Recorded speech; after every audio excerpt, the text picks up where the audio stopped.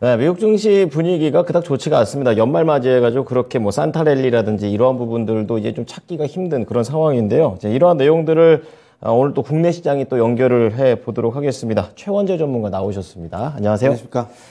연말 됐는데 분위기가 좀 안 삽니다. 네, 미국 증시 또 나스닥 중심으로 빠졌는데 어땠습니까? 네, 국채금리 급등으로 인해서 기술주가 하락을 하고 3대 지수는 혼조세로 마감을 했는데요. 다우는 강보합으로 마감을 했고 나스닥은 1.4% 하락, S&P 500은 0.4% 하락했습니다. 중국 관련 주식들은 좀 올랐는데 징동닷컴이라든가 그다음에 윈리조트, 라스베가스 샌즈 등 그런 카지노 관련 주식들은 중국의 위드 코로나 전환으로 강세를 나타냈고요. 주요 뉴스들을 보면은 월스트리트 저널 같은 경우에서 얘기가 나오는 거는 지금 빅테크에서 해고된 노동자 대부분이 빠르게 재취업하고 있다라고 얘기를 하면서 노동시장은 여전히 과열 상태를 시사한다라고 얘기를 하고 있습니다. 약 80%가 3개월 이내 재취업하고 있는 것으로 나타나고 있고요. 그 다음에 이제 ING 측에서는 23년, 내년이죠. 경기 침체로 인플레이션은 빠르게 하락할 것이다라고 얘기를 하고 있고요. 연말에는 2% 수준으로 하락할 것으로 보고 있습니다. 그렇다고 본다면 연준의 통화정책 전환 가능성은 존재한다라고 얘기를 하고 있습니다. 그다음에 뱅크 오브 아메리카 측에서는 반도체 업종이 2008년 금융위기 이후 가장 큰 침체지만은 여전히 유망하다라고 얘기를 하고 있는데요. 전기차 전환 과정에서 반도체 수요가 크게 늘 것이기 때문이라고 얘기를 하고 있습니다. 그 다음에 CNBC 측에서는 23년 자동차 섹터 전망이 밝지 않다라고 얘기를 하고 있는데요.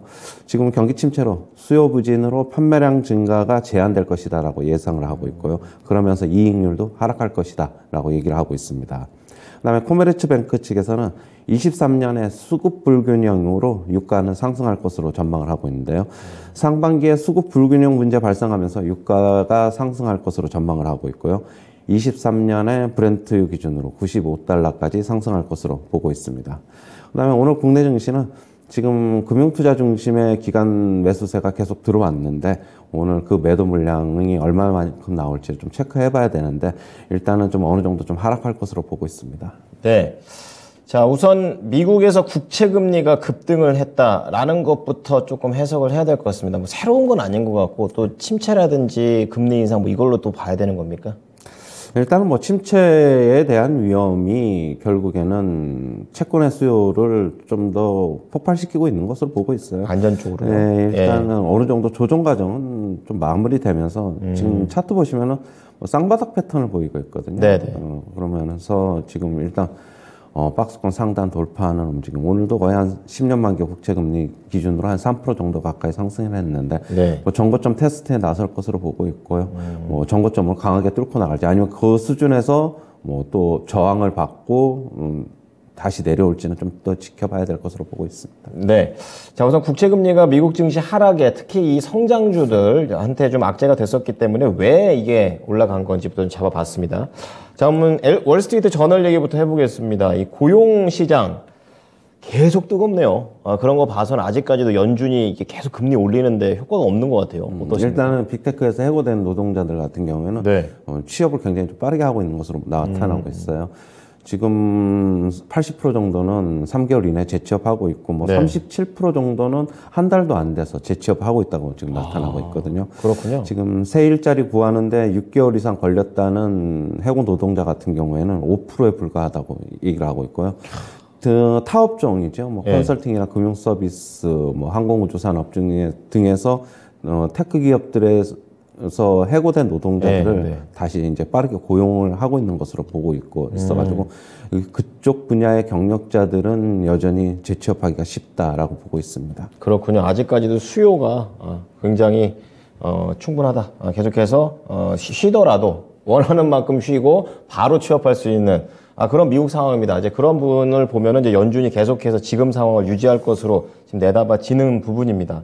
그리고 ING 쪽에서 얘기를 들어보니까 이게 좋은 소리인지 나쁜 소리인지 모르겠어요. 내년에 경기 침체 때문에 지금 문제가 되고 있는 인플레이션이 빠르게 하락할 것이다. 게다가 2%까지 도달하는데 내년 만에 도달하는 거는 거의 연준에서는 생각하지도 않는 그런 내용인 것 같습니다. 어떻게 볼까요? 그렇죠. 대부분 그렇게 보고 있고, 대부분의 글로벌 IB들도 내년에는 뭐 상고하죠. 네. 그러니까 어느 정도는 상반기에는 빠르게 물가가 하락할 것이지만은 하반기에는 물가 하락폭이 좀 더딜 것이다라고 보고 있는데 ING 측에서는 결국엔 경기 침체로 인해서 인플레이션도 빠르게 잡힐 것으로 보고 있어요.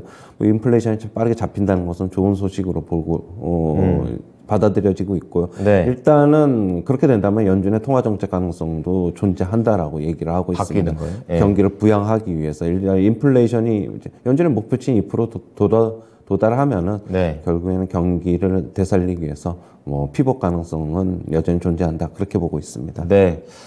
그냥 빨리 확 아프고 해결하고 빨리 다음으로 좀 건강하게 돌아가는 것도 좋겠다라는 생각도 해봅니다.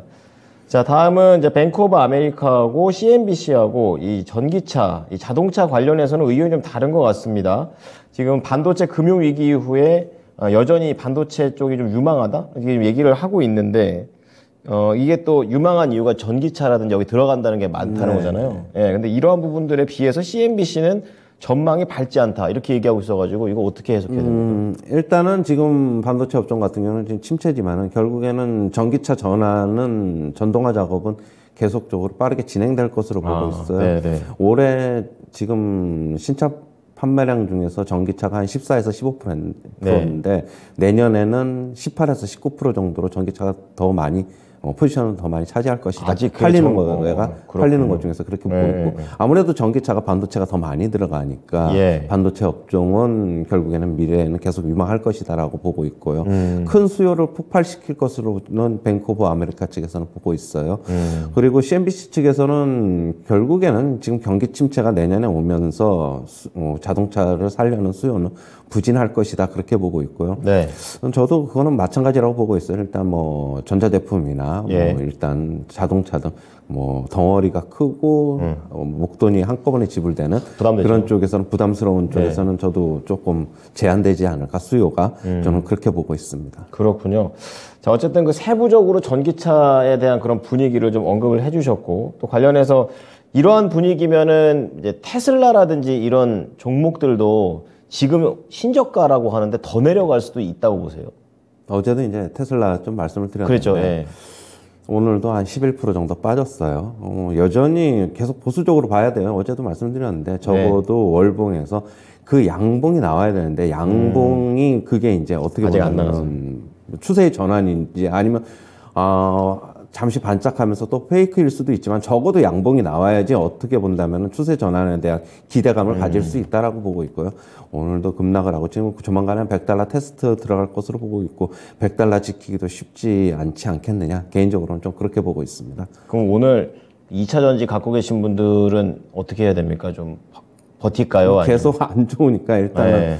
뭐 어느 정도 추가 하락은 또 감수해야 될 것으로 보고 있고 계속 말씀드렸는데 뭐 이미 팔기는 좀 늦은 것으로 보고 있어요. 그런데 이제 이런 경우는 있겠죠. 수익을 아직까지 조금 소폭 내고 있는데 그렇다면은 절반 정도는 한번 좀 팔았다가 다시 사는 것도 좀 괜찮지 않느냐. 지금 테슬라의 낙폭이 좀 축소가 되거나 전환이 되는 움직임이 있어야지 국내 시장에서도 국내 시장이 조금 더 빨리 움직일 가능성 솔직히 있다고는 보고 있는데 하지만 그렇다고 해서 예전같이 뭐 급상승하거나 그런 것으로는 보고 있지 않습니다. 네. 자, 이제 전기차와 관련해서 최근에 또 이 테슬라가 워낙 밀리다 보니까 관련해서 좀 더 질문을 해봤고요. 그리고 앞서서 이 중국과 관련해서 위드 코로나잖아요, 이제. 근데 이 부분과 관련해서 그 알리바바라든지 뭐 징둥닷컴 이런 종목들은 이제 또 잘 가더라고요. 그래서 국내에서도 이런 중국이 위드 코로나로 전환되면서 뭐 소비주 이런 것도 가고 있는데 이런 재료 언제까지 갈 것 같으세요? 어제는 이제 동시효과의 방송에서 그거 이제 물어보셔가지고 말씀을 드렸는데 중국 관련주들이 뭐 쭉 있잖아요. 뭐 화장품, 면세, 여행, 항공 뭐 여러 가지 종목들이 쭉 있는데 결국에는 제가 어제도 말씀드렸는데 월봉하고 주봉을 한번 보자. 중국 관련주들의. 그러면은 테슬라처럼. 아직까지는 조금 더 상승 여력이 남아있다. 월봉 기준으로 보면. 주봉도 다음 주에도 추가 상승 여력이 조금 남아있는 것으로 보고 있어가지고. 뭐 조금 더 뭐 지속은 될 것으로는 보고 있어요.